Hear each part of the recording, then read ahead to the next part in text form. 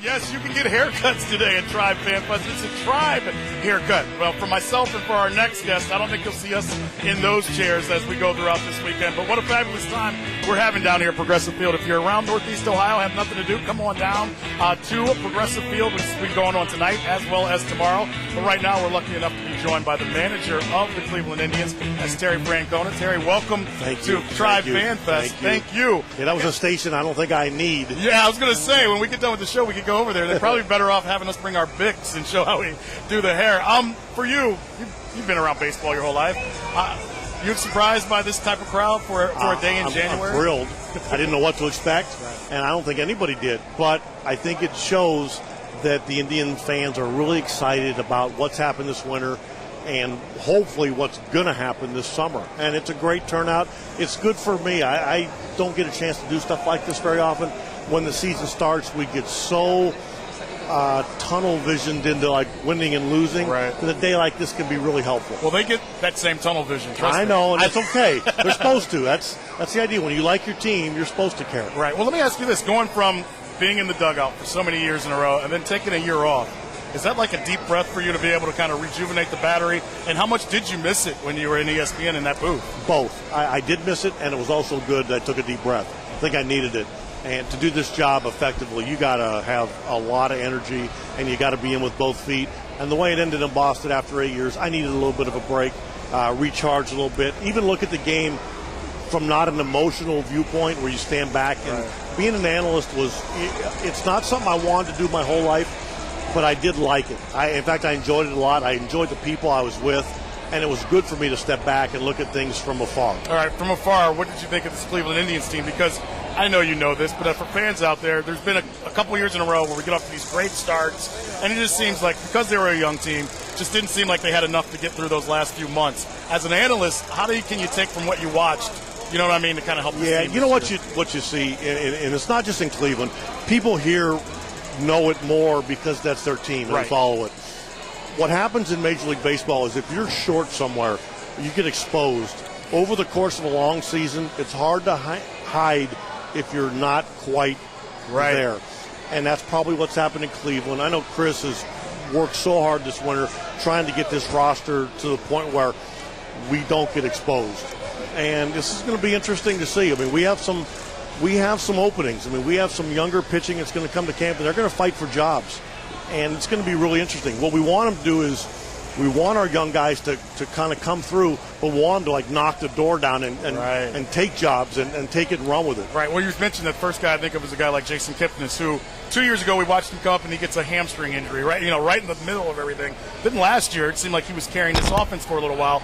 But because there wasn't a lot around him, it seemed like he ran out of steam a little bit late in the season. You know, I think that can happen. I think sometimes, players aren't dumb. You know, they look around and sometimes they try to start doing too much. Start trying to expand the strike zone. You're swinging the pitches, trying to hit a home run instead of just taking your base hit to the opposite field or a walk. And just as things get good, contagious, good-wise, it can go the other way too. Yeah, absolutely. You know, you talk about this, and I think we have music playing, but it's all right. I'm glad to say that because I can hear it. You can hear it too. Yeah. All right, we're going to work through it. All right, here, I got to tell you, I do the post game sometimes on here and sometimes on the radio side for the network. And we've got the bunting guys. What will you do in a situation? And you know what I mean. You're coming from Boston.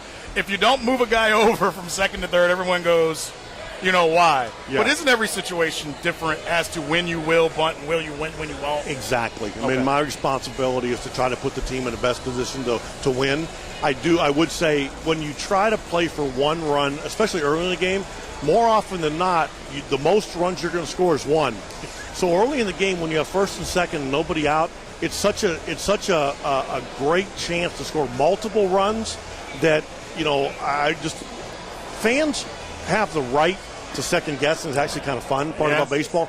But I want them to understand we're more often than not early, we're playing for multiple runs because if you score multiple runs, you win the majority of those games. Going into Arizona, what are some of the matchups or what are some of the things you're looking forward to?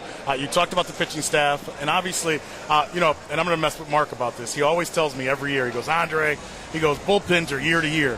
Well, they've gone 2 years in a row of having a great bullpen. And you've added a couple arms to that bullpen. Is that kind of the reason behind that, where you don't want to get stale with these guys and you want to keep fresh arms in that pen? Mark's point is well taken. And if you look throughout baseball, a strength that was maybe a strength last year doesn't necessarily repeat itself, especially in the bullpen.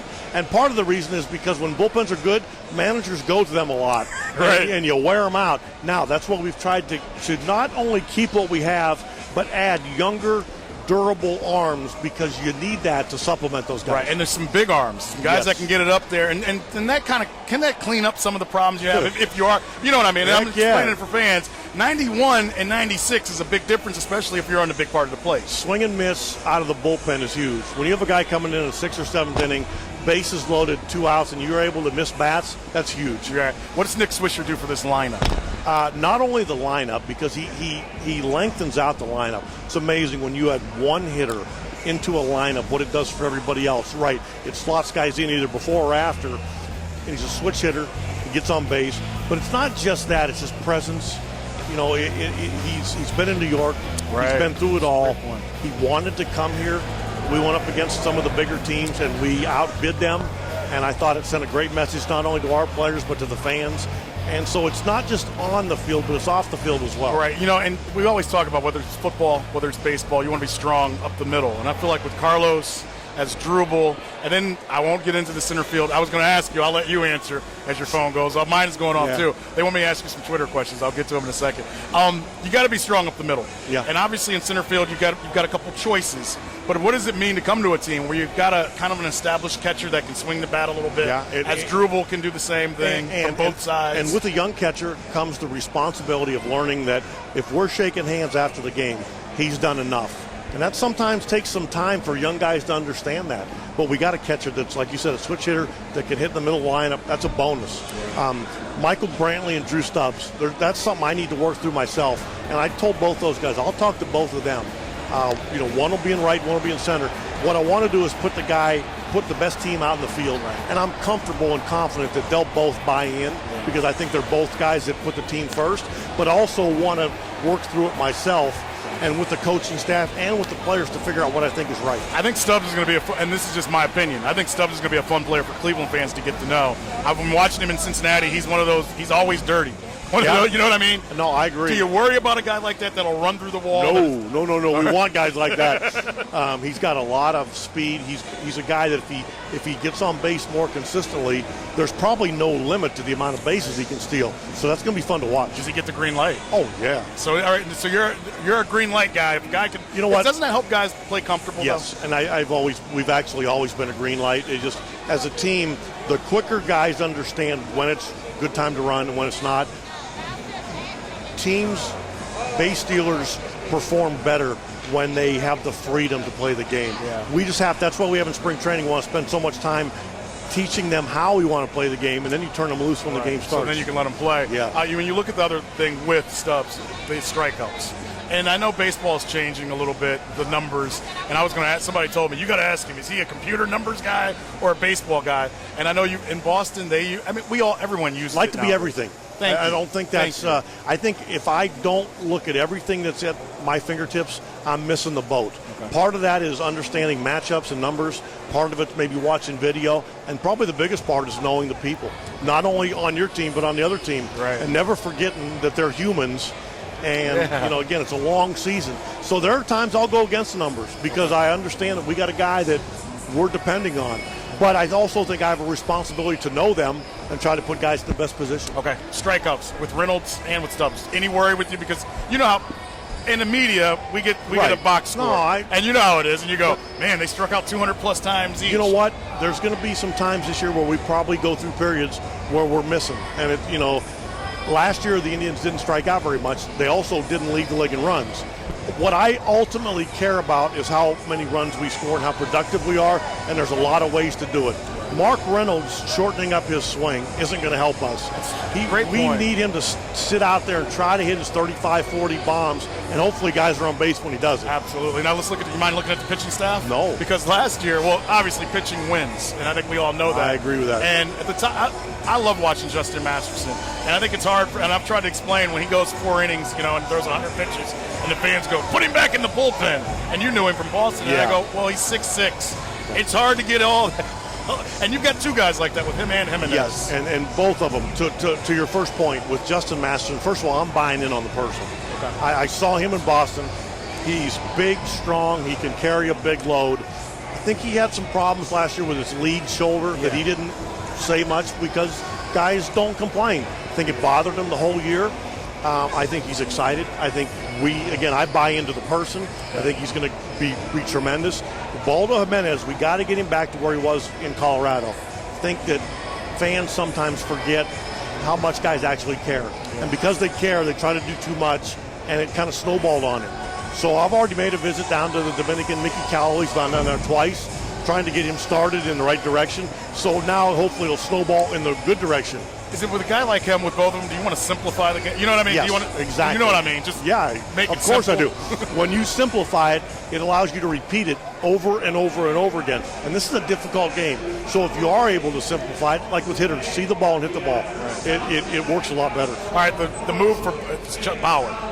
And I remember reading about him. And I remember in UCLA, I'm a big baseball fan. But I remember reading about him. And everyone gets kind of thrown off because of how he warms up. And at UCLA, there was another guy with them, I can't think of his name right now, that threw hard. Appel, yeah. Yes. And I remember watching those two, and I remember going, I think I like the little guy better because he knew how to pitch. And this was in college. Funny you say that. I talked to his college coach. Okay. And I asked him, because I wanted to understand what made this guy tick. And he told me, he said, I've had a lot of good pitchers, and he was referring to the kid Appel. And he said, if I had to win one game, it'd be Bauer. And I kind of took that with me. And we got a chance to meet Trevor this winter. We went and watched him throw. Because I think part of our challenge is to understand him. Yeah. And to get our guys to fit in, buy in, to being good teammates. Yeah, he's got a little different program. That doesn't make him a bad kid. Right. And he's got a tremendous arm. And he loves to compete. So for me, so far, he's got about 3 things going all in his favor. Yeah. And when he understands, he just turned 22 the other day. He's young, and he's got a lot to learn. That's not necessarily a bad thing. No. Now going into spring training, what are your thoughts on him? Do you want him to earn a spot? Because as you said, there's 3 things going for him. But at 22, there's a lot he can still learn, though, right? But I would lump in McAllister, Kluber, even Carrasco to an extent, coming off the Tommy John surgery.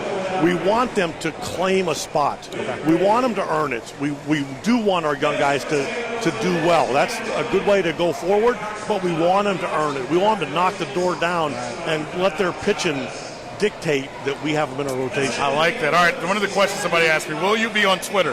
No. Good for you. No, I barely. I love having my cell phone, and it's a huge help. But no, Terry, I'll be happy to answer questions. All right. But somebody will have to do it for me. All right, that's I'm telling you, it's probably the better way to go about it. I think so too. Now, what are your thoughts of your players being on Twitter? You know what? I understand they're more comfortable with it, being a little younger. I know it's part of what guys do. I hope that along with that comes the accountability of maybe having a filter sometimes. Yeah. Get yourself in a bind every once in a while. Things your dad didn't have to worry about. Exactly.